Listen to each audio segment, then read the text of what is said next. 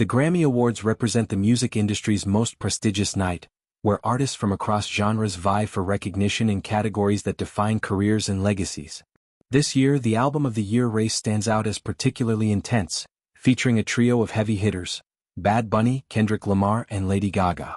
Each brings a unique narrative, body of work, and potential to make history, setting the stage for what experts describe as one of the tightest contests in recent memory. Bad Bunny, the Puerto Rican superstar whose influence has reshaped global music through reggaeton, Latin trap, and boundary-pushing creativity, enters with his album, Debi Tirar Más Fotos. A win here would mark an unprecedented milestone, the first Spanish-language album ever to claim Album of the Year in the Grammys' 68-year history. His cultural impact is undeniable.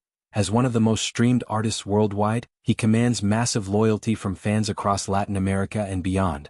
His upcoming Super Bowl halftime performance only amplifies his momentum, positioning him as a force for diversity and representation in an awards show often critiqued for its handling of non-English music. Lady Gaga, a pop titan with a career spanning over 2 decades, competes with Mayhem. Remarkably, despite her iconic status, numerous hits, and critical acclaim, she has yet to win Album of the Year, or any of the top 4 Grammys: Album, Record, Song, Best New Artist. A victory would be a long-overdue coronation, rewarding her evolution from dance-pop provocateur to mature storyteller. Gaga's ability to blend theatricality, vulnerability, and sonic innovation has kept her relevant, and Mayhem showcases that range in ways that resonate deeply with voters who value longevity and artistic risk. Yet many awards watchers, including seasoned analysts, are leaning toward Kendrick Lamar as the frontrunner for his album GNX. Lamar's trajectory has been extraordinary. Already a Pulitzer Prize winner for his work, he has consistently elevated hip-hop's place in mainstream discourse. A win for GNX would make him the first solo male rapper to take Album of the Year, a category historically dominated by other genres.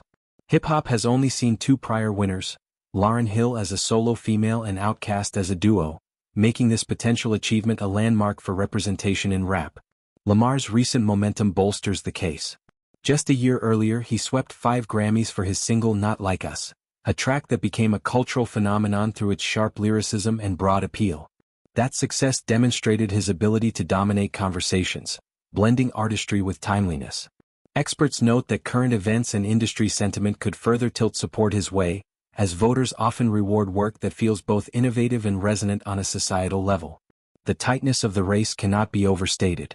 All 3 artists, none of whom has previously won Album of the Year, bring compelling arguments.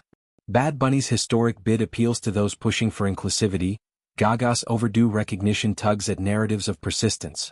Lamar's cultural and critical dominance feels inevitable to many.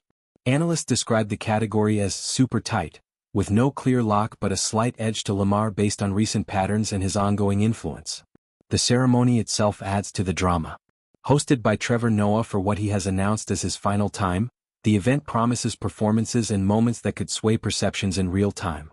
Airing live, it captures the industry's pulse, where surprises, upsets, and historic wins often unfold. For Lamar, the stakes extend beyond personal glory. Hip-hop's underrepresentation in the top categories has been a point of discussion for years, and a win would affirm its place as a leading force in music. GNX builds on his reputation for introspective, socially conscious work, potentially solidifying his status as one of the generation's defining voices. Meanwhile, Bad Bunny's candidacy highlights evolving tastes and the global shift in music consumption. A Spanish-language triumph would signal openness to non-English artistry, challenging the Grammys' traditional biases. Gaga's potential victory would celebrate a veteran whose reinventions keep her at the forefront.